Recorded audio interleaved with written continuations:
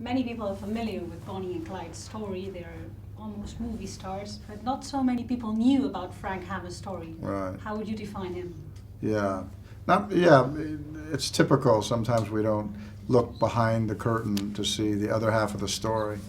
And certainly in Bonnie and Clyde were the ones on the headlines, but there was the people who chased them. And they had lives too. And so this movie deals with that, I think, in a really effective way. Have you seen the movie? Yeah. I like it very much. If it's true that you received a letter from Hammer's family to congratulate you on your part, what did they tell you exactly in the letter? Well, one said that he thought he was going to see a story about his great-great-grandfather, and then he said, when I saw the movie, I thought I was watching my great-great-grandfather, which was interesting.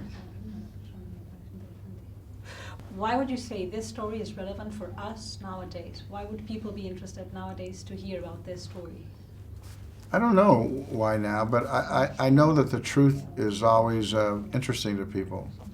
I've always thought the truth about something can be just as entertaining as the lie.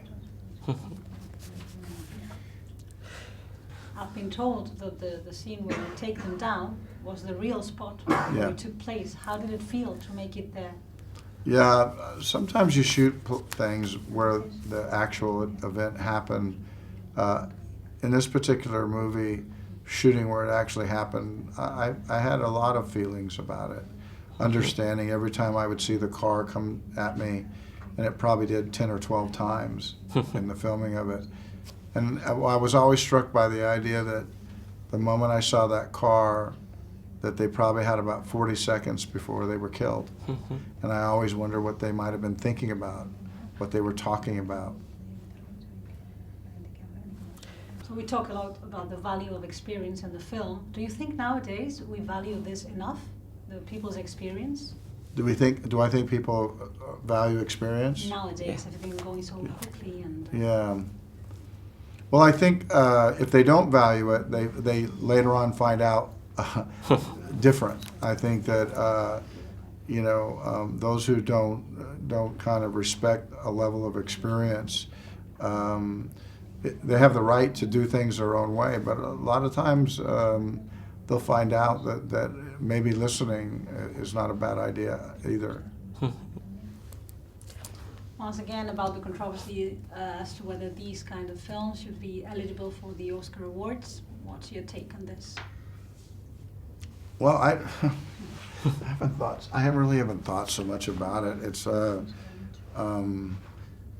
feel like animation shouldn't be considered for against live action. I understand that, the idea that if it plays in a theater. And it is a controversy. I wish this movie could play longer in the theaters. On the other hand, the people that are, sometimes making these decisions, or the people that the controversy.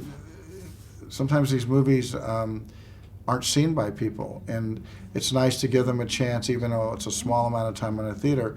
But the majority of people are going to watch it on television, and so the big fight is just showing it a short amount of time on the screen. Should that be considered?